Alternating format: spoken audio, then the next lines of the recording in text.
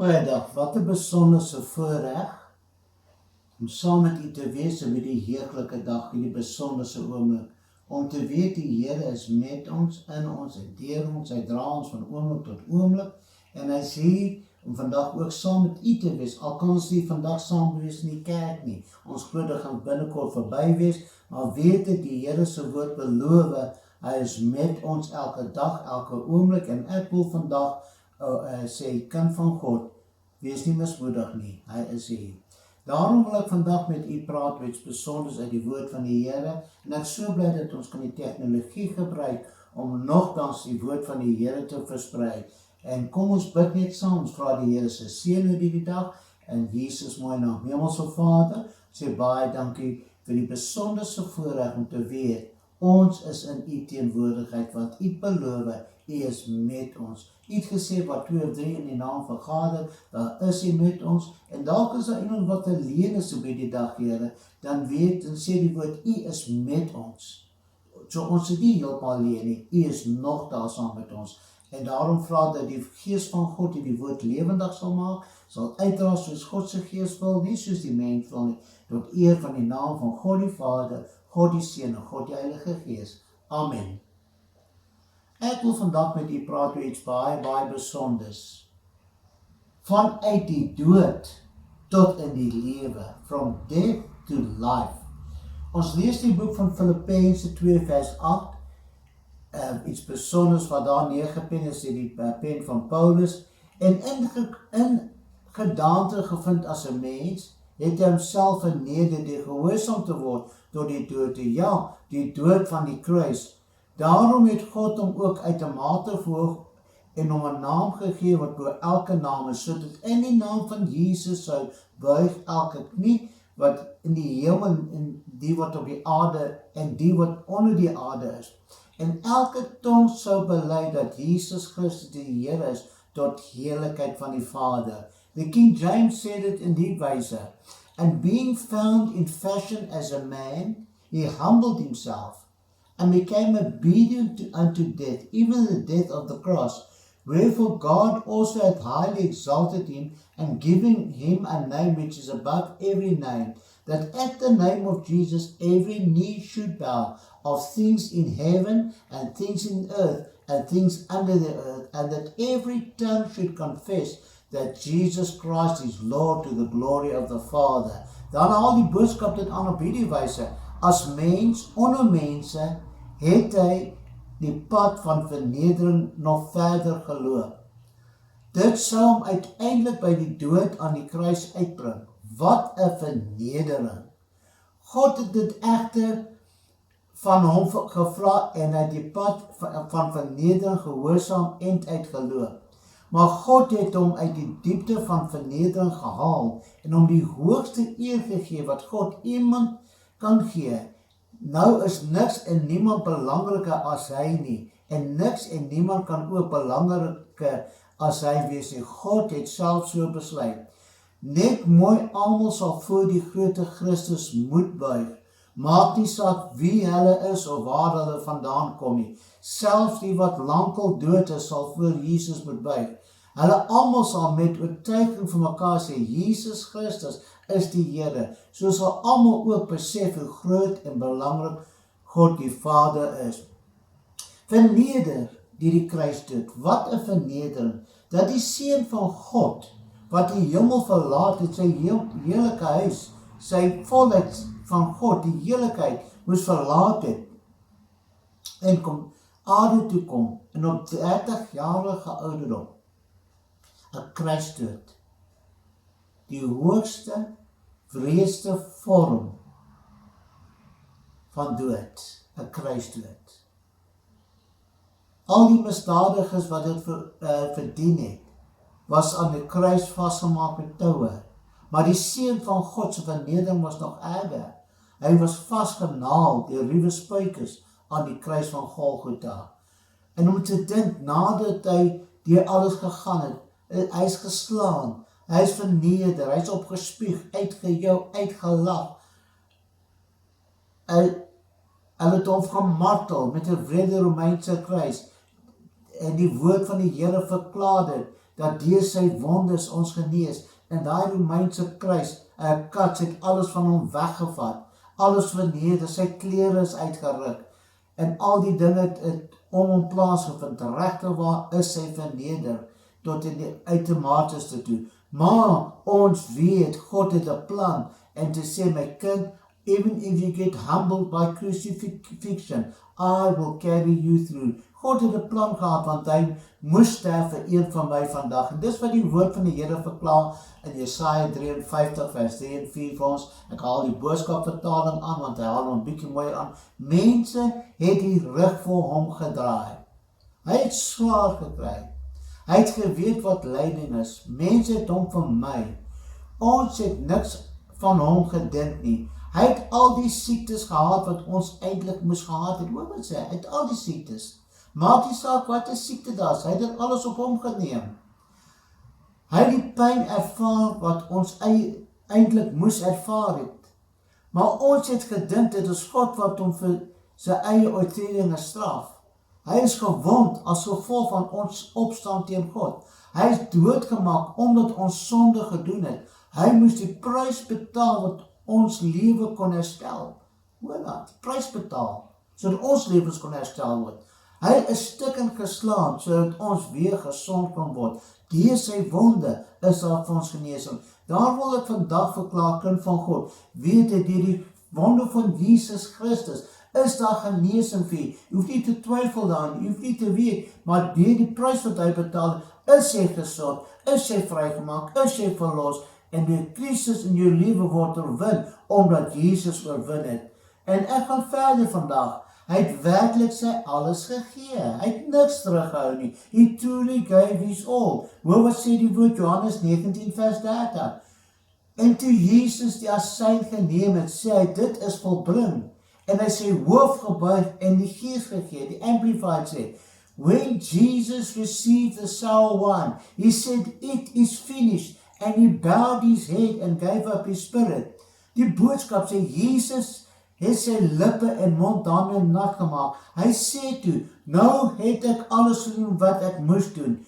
Sy kop het vooroorgeval en hy het sy laaste asem uitgeblaas. Alles. Die gees het hy opgegee. Met ander woorde, dit wat nog oor hom was en in hom was, het hy opgegee en sy laaste asem uitgeblaas. Duisternis het oor die aarde gekom. Op daai oomblik, die woord van die Here verklaar vir ons. In Markus 15 vers 33, 34. En toe dit die 6de uur was, kom daar duisternis oor die hele aarde, tot die 9de uur toe. En die 9de uur het Jesus met 'n groot stem uitgeroep en gesê, Eloi, Eloi, lama sabachthani. Wat as dit vertaal word, beteken, my God, waarom het U my verraai? Dit sê vir my, hy het alles, tot God die Vader, het sy rug op hom gedraai, God hom verlaat, en hy sterf alleen op 'n kruis. Hoe akelig is dit? Ons weet, sy disippels het van ver af gevolg, maar die groot saak is wanneer die Vader sy rug op hom draai, omdat hy kon nie die angs en die dood verwerk op daai oomblik nie van sy geliefde seun. Amplified said, and when the 6th hour about midday had come, there was darkness over the whole land until the 9th hour, about 3 o'clock. And at the 9th hour, Jesus cried with a loud voice, Eloi, Eloi, lama sabachthani, which means, my God, why have you forsaken me, deserting me, and leaving me helpless and abandoned? Wat 'n toestand, wat 'n vernedering, dat die Seun van God sulke woorde moet uitroep op sy sterwensuur. Maar dan laat my dink, ek lees van die duisternis daar, en duisternis oor die hele aarde gekom. Dit vat het my terug na die boek van Genesis, hoofstuk 1 vers 2. En die aarde was woes en leeg, en duisternis was op die wervelvloed, en die gees van God het gesweef op die waters. Wat sê dit? Was duisternis, donker. Amplified, the earth was without form and empty waste, and darkness was upon the face of the very great deep. The Spirit of God was moving, hovering, brooding over the face of the waters. En ons sien hier so die gees van God sweef, hovering, moving. Wag net vir God om te spreek. Wag net om God die woord te gee. En in die duisternis gebeur daar iets. Wat sê die woord? Genesis 1 vers 3. En God het gesê, laat daar lig wees. En daar was lig. And God said, let there be light. And there was light. En ons kom terug by die kruisiging, die duisternis daarvan. Lukas 24 vers 6. Hy is nie hier nie, maar hy het opgestaan. Onthou toe hy vir julle gesê, toe hy nog in Galilea was. Contemporary English version, Jesus isn't here. He has been raised from death. Remember when he was still in Galilee, he told you. Wat het gebeur?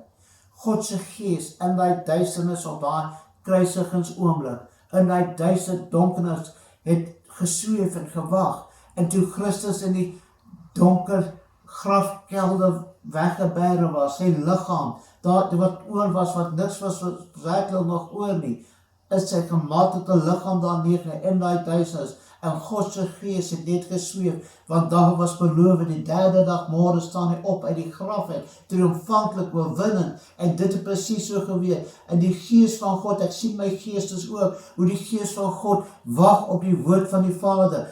Gees van God, my gees, gaan graf toe, na die duisternis van die graf, gaan werk die seun van God op, sodat het mag vervul word, wat gewaarborg is, wat gesê was, hy sal die derde dag môre opstaan, en ek sien God se gees beweeg daarin, en iets gebeur, Jesus staan triomfantlik in die doodheid op, Jesus staan op en besef, hy is oorwinnaar uit die dood en die mag, omdat die gees van God hom opgewek het, net soos die gees van God gesweef het, en lig gebring het in die wêreld met die skepping daarvan, net so word daar nuwe lewe voortgebring, die God se gees beweeg. Nou die vraag is vandag, wat ek wil by u vra, is u deel van die besondere ervaring? Are you a participant of this amazing event? Wat sê die woord van die Here? Ons weet, ons vier dit, so naweek terug het ons gevier, die Paasnaweek, of Pascha, ons het daarna gekyk, ons het geweet, Goeie Vrydag toe Jesus sterf in die ruwe kruis van Golgotha. Ons het besef Sondagmôre, die derde dag môre, opstandingsmôre, wat 'n heerlike dag. Maar ek wil vandag verklaar, dis nie net 'n herinnering wat plaasvind 2000 jaar terug nie. Dit is 'n daaglikse ervaring wat die kind van God kan geniet, dat die gees van God ons opwek uit die dode uit ook. Hoor wat sê die woord in Romeine 6 vers 3. Of weet julle nie, dat ons almal wat in Christus Jesus gedoop is nie, in sy dood gedoop is nie. Hier kom iets besonders, die dood. En die doop wat die graf beteken, wat die sterwe saam met Christus. Dit is so belangrik, dat ek moet besef, die oomblik toe ons gedoop is, in die water, het iets gebeur, die watergraf, het iets gebeur, die water ons is toe, en staan op in 'n nuwe lewe toe die water breek. En daarom wil ek vandag sê, are you ignorant, said the Amplified, of the fact that all of us who have been baptized into Christ Jesus were baptized into his death for him? Boodskap sê, julle onthou wat by die doop gebeur het, of hoe? Toe ons in die naam van Christus Jesus gedoop is, het ons deel geword van alles wat met hom by die kruis gebeur het, van sy dood af tot by sy opstanding, iets het gebeur. Dan sê Romeine 6 vers 4 en 5 weer vir ons, ons is dus saam met hom begrawe deur die doop in die dood, sodat net soos Christus uit die dood opgewek is, deur die heiligheid van die Vader, ons so ook 'n nuwe lewe kan wandel, want as ons met hom saam gegroei het, deur die gelykvormigheid aan sy dood, sal ons dit ook wees, deur die van sy opstanding.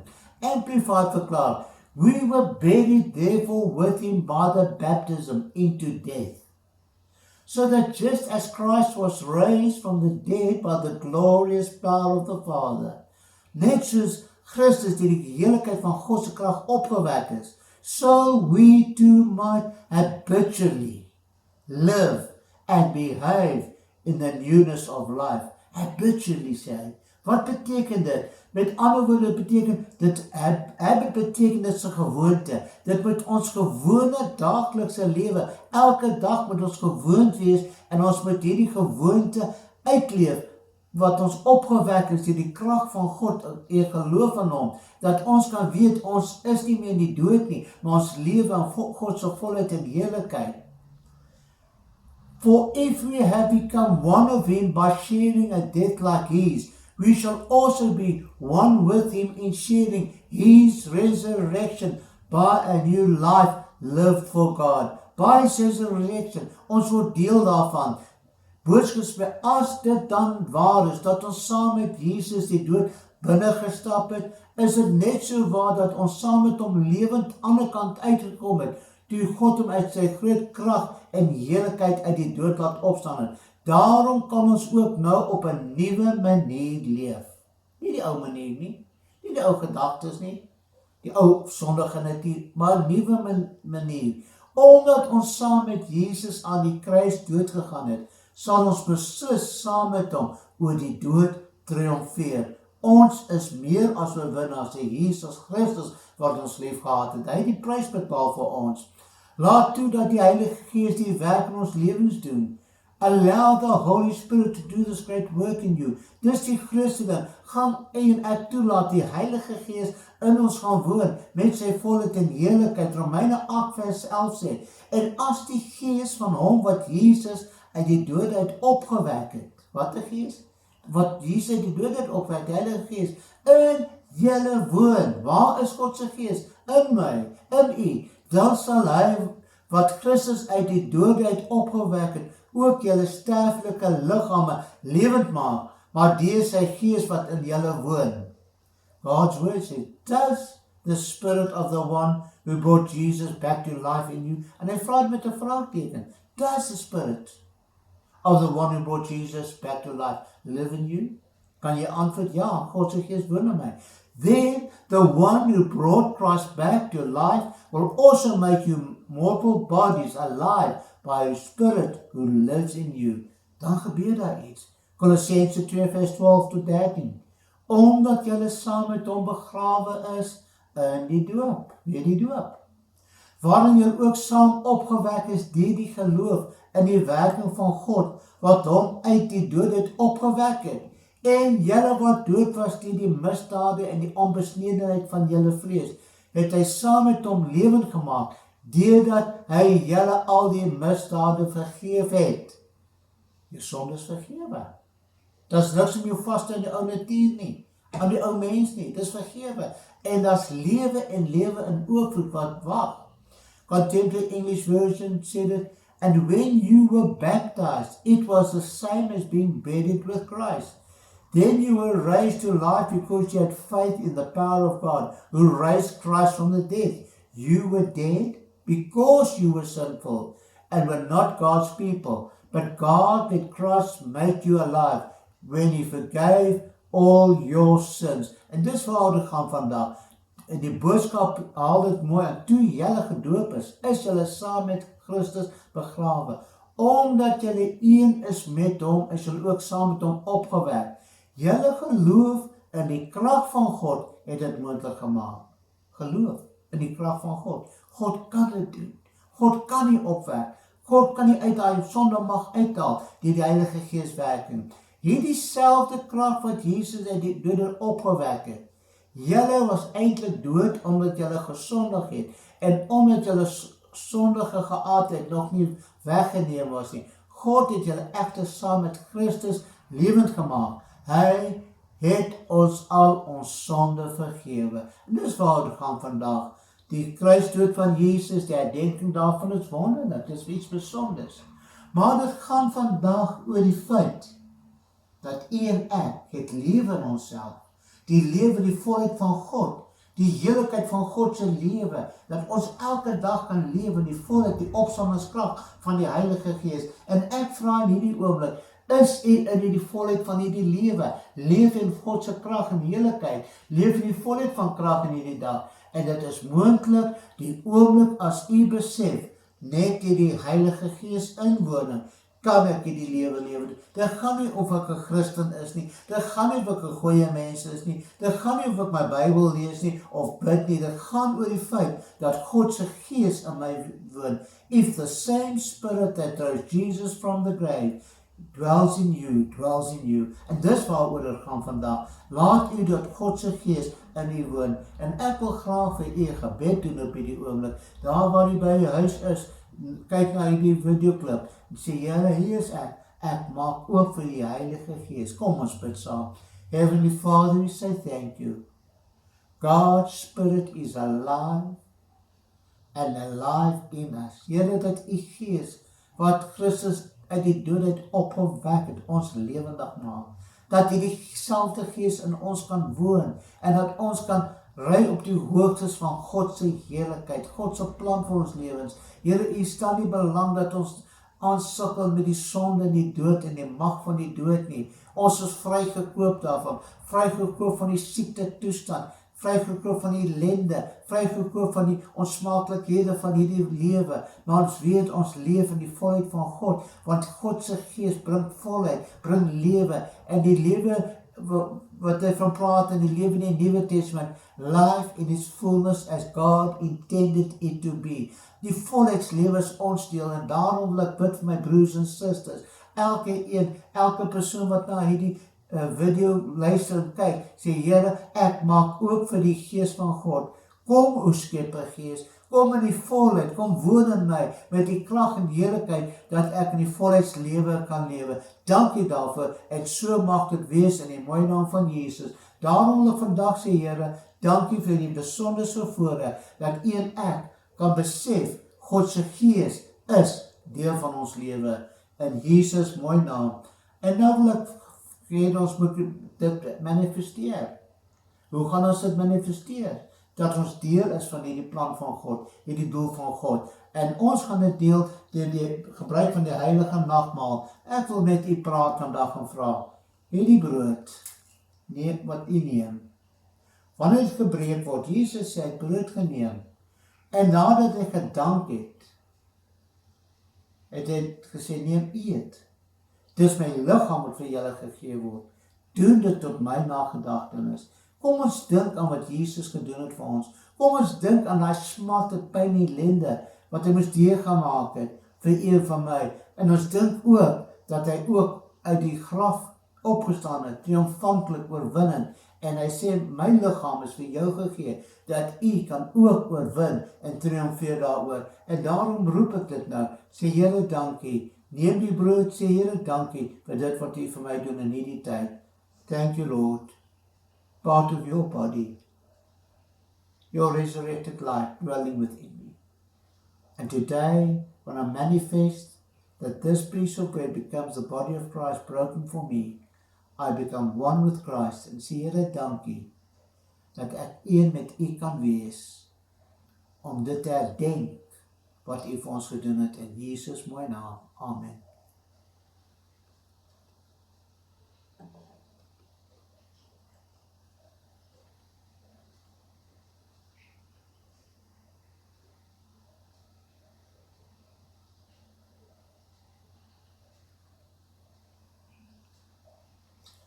Net so op die beker na die maaltyd.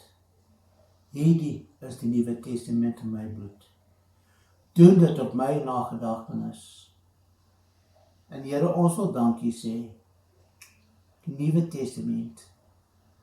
Nie in Grieks beteken, dis nou 'n nuwe saak. Nou 'n nuwe iets wat plaasvind. En Here, u sluit met elke een wat deelneem aan die beker nou 'n nuwe saak, 'n Nuwe Testament, 'n nuwe begin. Die ou dinge is verby, kyk, dat alles nuut geword. En Here, ons staan op hierdie oomblik met die manifestering van die beker wat ons neem. Ek is nuut gemaak in Christus. Ek is 'n nuwe skepping en ek kan vandag juig en jubel daarin. En Here, daarom sê ek dankie vir die kosbaarheid van u bloed wat vir ons gestort is. U bloed wat die prys betaal het dat ek kan vry wees. Vry van my verlede, vry van die sonde mag, vry van dit wat oor my lewe gebeur in plaas van u bloed maak dit alles nuut. Dankie daarvoor in Jesus mooi naam. Amen.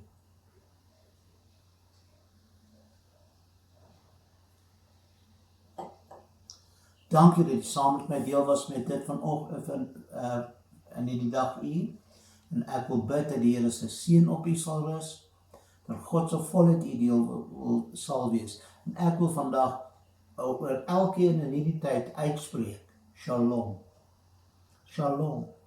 Shalom. Die volheid van God. Die volle vreugde van God. Die volle plan van God in jou lewe word gewaarmerk deur Jesus Christus. Die graf is leeg, hy het opgestaan en daarom kan ons vandag juig en jubel. Sê Here, hier is ek. Ek is daar want U is met my. En die pad vorentoe mag dit geseën wees. In die tyd wat voor lê, mag jy werklik die seën van God die Vader, God die Heilige Gees en God die Seun beleef. Baie dankie dat jy geluister het in Jesus mooi naam. Amen.